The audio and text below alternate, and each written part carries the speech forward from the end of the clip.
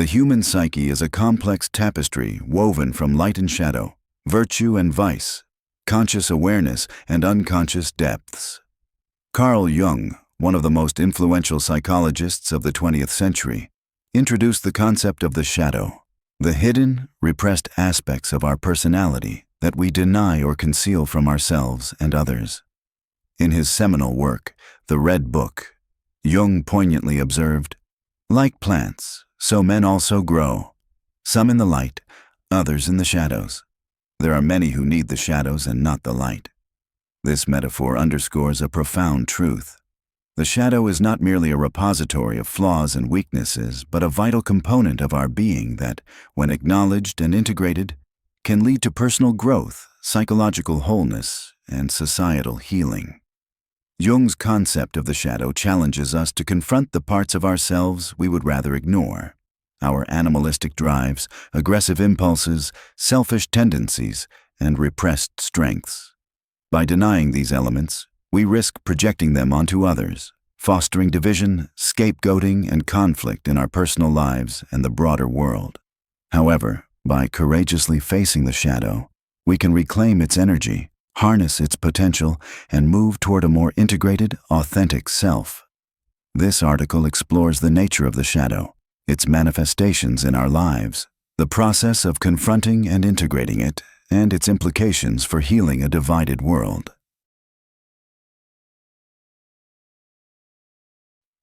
The persona and the shadow. To understand the shadow, we must first consider its counterpart, the persona.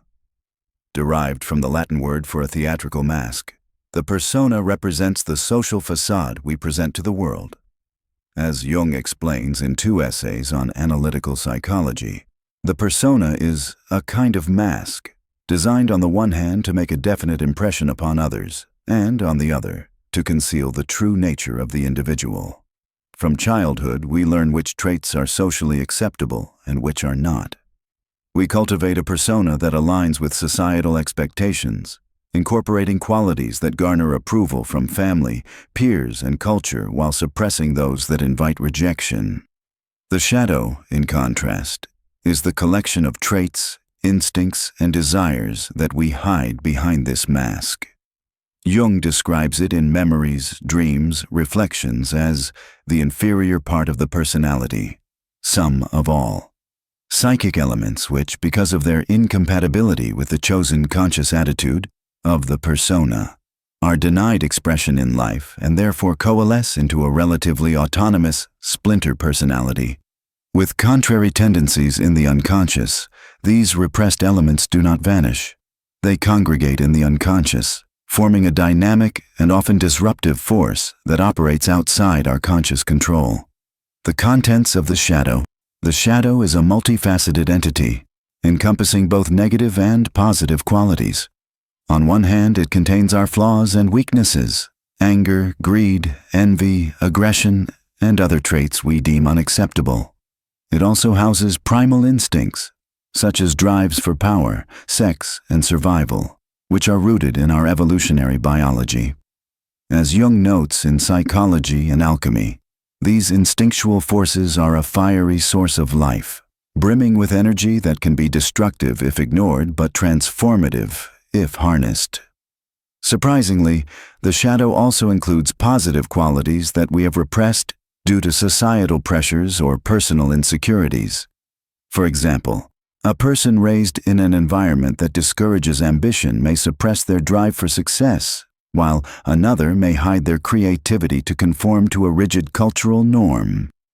Jung emphasizes this duality in Ion, stating, "The shadow does not consist only of morally reprehensible tendencies, but also displays a number of good qualities, such as normal instincts, appropriate reactions, realistic insights, creative impulses, etc." Thus, the shadow is not merely a repository of darkness, but a treasure trove of untapped potential.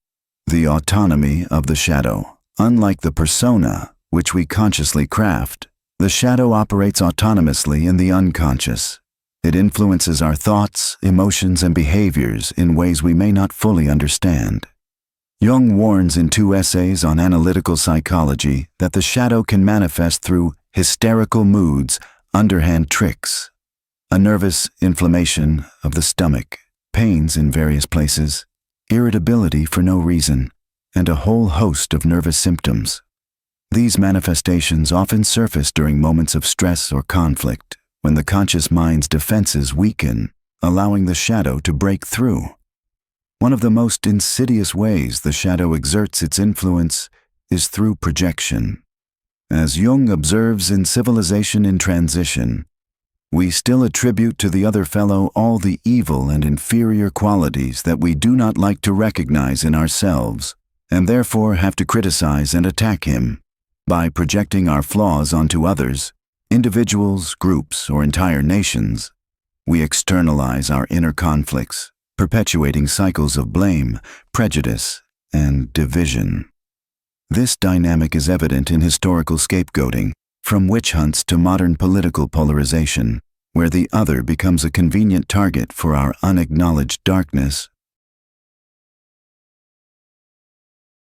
Acknowledging the shadow's existence. The journey to confront the shadow begins with a simple yet profound act: acknowledging its existence. Many of us cling to an idealized self-image, denying the presence of flaws or undesirable traits. Jung cautions against this in Memories, Dreams, Reflections, urging us to live without self-deception or self-delusion. Accepting that our persona does not represent the totality of who we are is the first step toward self-awareness. This acknowledgement requires humility and courage. It involves recognizing that we are not as virtuous as we might like to believe, and that our conscious sense of self is incomplete. By shining a light on the shadow, we begin to dismantle the illusion of perfection and open ourselves to the possibility of growth, self-reflection, and self-criticism. Once we accept the shadow's existence, honest self-reflection and self-criticism become essential tools for uncovering its contents. Jung suggests that through introspection, the good and the bad are bound to come to light in us, should we wish, as we ought, to live without self-deception. By examining our thoughts, behaviors, and emotional reactions, we can identify patterns that hint at repressed traits. For example, recurring feelings of resentment may point to unacknowledged envy, while frequent irritability may signal suppressed anger. Journaling, meditation, and therapy are powerful methods for facilitating this process. By creating a safe space to explore our inner world, we can begin to name and understand the elements of our shadow. However, not all aspects of the shadow are easily accessible through introspection, as some are buried too deeply in the unconscious. Unearthing the hidden shadow. To uncover the more elusive contents of the shadow, Jung proposes several strategies. One approach is to pay attention to our emotional reactions to others. Traits that trigger strong feelings, whether admiration, disgust, or irritation, often reflect qualities we possess but have repressed. For instance, if we feel intense envy toward a colleague's success, it may indicate that we have suppressed our own ambition or desire for recognition. Another tactic is to examine the shadows of those close to us, such as family members or friends. Jung notes in Fundamental Questions of Psychotherapy that the shadow is far less individualized than our conscious personality, as it is shaped by shared cultural and social influences. By observing the repressed traits of others in our community, we can gain insights into our own shadow. For example, if a sibling struggles with suppressed creativity, it may prompt us to explore whether we have similarly stifled our artistic impulses. Dreams also offer a window into the shadow.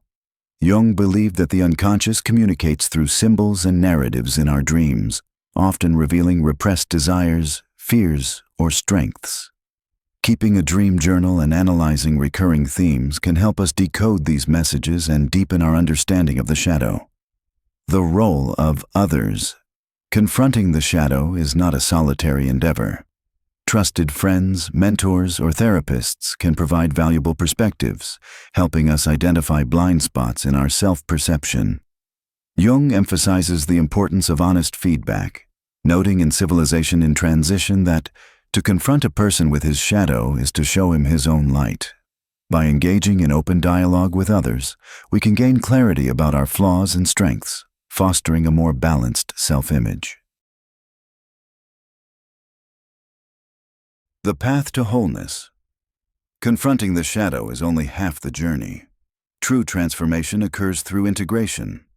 Integration involves consciously incorporating the elements of the shadow, both positive and negative, into our personality. As Jung student Erich Neumann writes in Depth Psychology and a New Ethic, this process involves granting the shadow freedom to share in one's life, rather than returning it to suppression. For negative traits, integration means acknowledging their presence and striving to manage them constructively.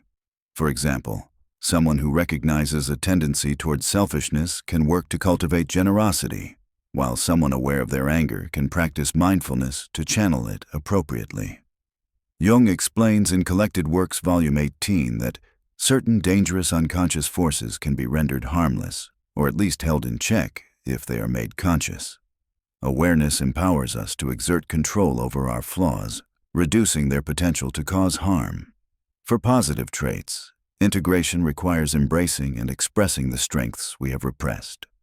A person who has suppressed their creativity might begin painting or writing, while someone who has hidden their assertiveness might take on leadership roles. By allowing these qualities to flourish, we tap into the shadow's healthy instinctivity and the prerequisite for higher consciousness, as Jung describes in Ion. Sublimating instinctual drives. The shadow's instinctual drives, such as aggression, power, and sexuality, contain immense energy that can be destructive if repressed, but empowering if sublimated. Sublimation involves redirecting these drives toward higher, constructive ends. For example, the drive for power can be channeled into leadership that serves others, while aggression can fuel determination to overcome obstacles.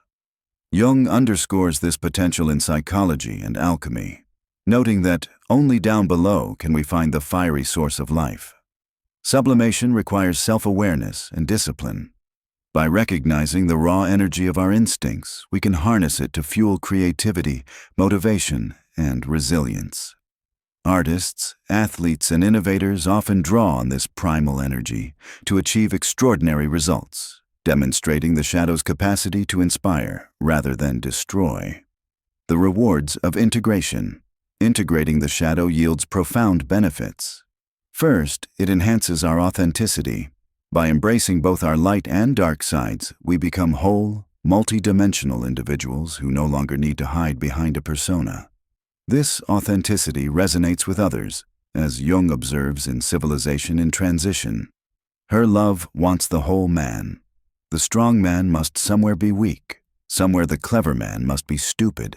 Otherwise, he is too good to be true. Second, integration fosters psychological resilience. By confronting and managing our flaws, we reduce their ability to sabotage our lives. We become less reactive, more self-aware, and better equipped to navigate challenges. This resilience extends to our relationships as we project less of our shadow onto others, fostering healthier connections. Finally, integration unlocks the shadow's creative and transformative potential. By reclaiming repressed strengths and sublimating instinctual energy, we access new sources of inspiration and vitality. This process aligns with Jung's concept of individuation, the lifelong journey towards psychological wholeness and self-realization. Withdrawing projections. The personal act of confronting the shadow has far-reaching implications for society. As Jung writes in Psychology and Religion, West and East. If you imagine someone who is brave enough to withdraw all these projections, then you get an individual who is conscious of a pretty thick shadow. By owning our flaws and withdrawing our projections, we break the cycle of scapegoating that fuels division. Instead of blaming others for society's problems, we recognize that whatever is wrong in the world is in himself, as Jung asserts. This shift in perspective fosters empathy and understanding. When we see our own darkness reflected in others, we are less likely to demonize those who differ from us in race, religion, or ideology. This withdrawal of projections is a radical act of personal responsibility that can ripple outward, reducing conflict and promoting unity. Modeling. Wholeness. Individuals who integrate their shadow become beacons of authenticity and wholeness, inspiring others to embark on their own journeys of self-discovery. Jung believed that the psychologically healthy person is one who strives for wholeness, embracing both their strengths and weaknesses. Such individuals naturally attract others, as their authenticity and vulnerability resonate on a deep, instinctual level. By modeling wholeness, we challenge the societal tendency to idealize perfection and demonize imperfection. We create space for others to acknowledge their own shadows, fostering a culture of honesty and self-awareness. This cultural shift has the potential to transform communities, organizations, and even nations, as people begin to prioritize inner growth over external blame. Addressing collective shadows. Just as individuals have shadows, so do societies. Collective shadows manifest as cultural blind spots, suppressed histories, or unacknowledged injustices. For example, a nation may repress its history of colonialism or systemic inequality, projecting its guilt onto marginalized groups. Confronting the collective shadow requires honest reckoning with these truths, much like confronting the personal shadow requires self-reflection. Individuals who have faced their own shadows are better equipped to engage in this collective work.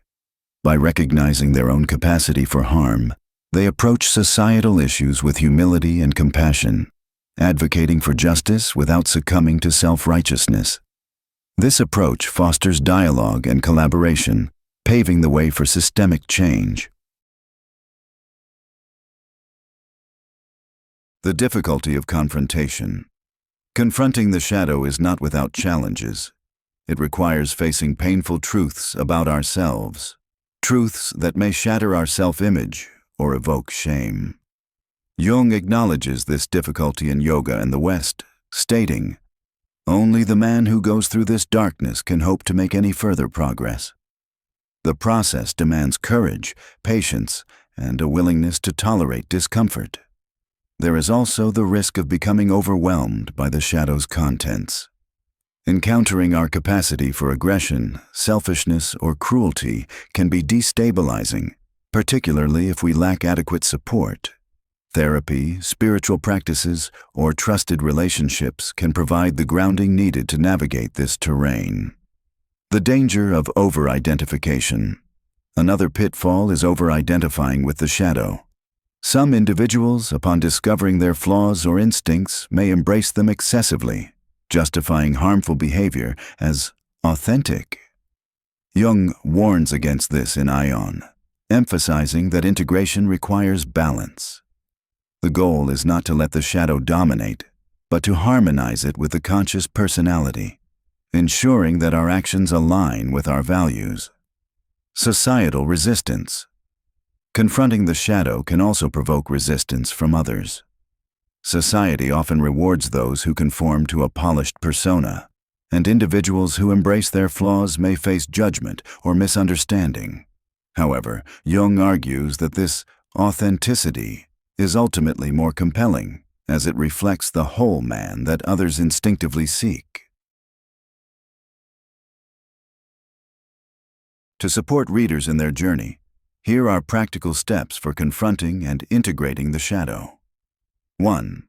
Cultivate self-awareness. Practice mindfulness or journaling to observe your thoughts, emotions, and behaviors. Note patterns that may indicate repressed traits. 2. Seek feedback. Engage in honest conversations with trusted friends or a therapist to gain insights into your blind spots. 3. Analyze projections. Reflect on people or groups that evoke strong emotions. Ask yourself what these reactions reveal about your own shadow. 4. Explore dreams. Keep a dream journal and analyze recurring symbols or themes, which may offer clues about your unconscious. 5. Embrace vulnerability. Share your struggles with trusted individuals, fostering connection and reducing shame. 6th, practice sublimation. Channel instinctual energy into creative or constructive pursuits, such as art, exercise, or advocacy. 7. Commit to growth. View shadow work as a lifelong process, celebrating small victories and learning from setbacks. Carl Jung's concept of the shadow invites us to embark on a transformative journey, one that requires courage, honesty, and a commitment to self-discovery. By confronting the hidden aspects of our personality, we not only reclaim our authenticity and vitality, but also contribute to healing a divided world. As Jung eloquently states in Civilization in Transition, how can anyone see straight when he does not even see himself and the darkness he unconsciously carries with him into all his dealings? The shadow is not a curse but an opportunity. It is a repository of untapped potential, a source of energy, and a reminder of our shared humanity. By embracing both our light and our darkness, we move toward wholeness, inspiring others to do the same. In a world fractured by blame and division, this act of integration is a radical step toward unity, compassion, and collective healing. Let us, like plants, grow in both the light and the shadows, finding strength in the interplay of both.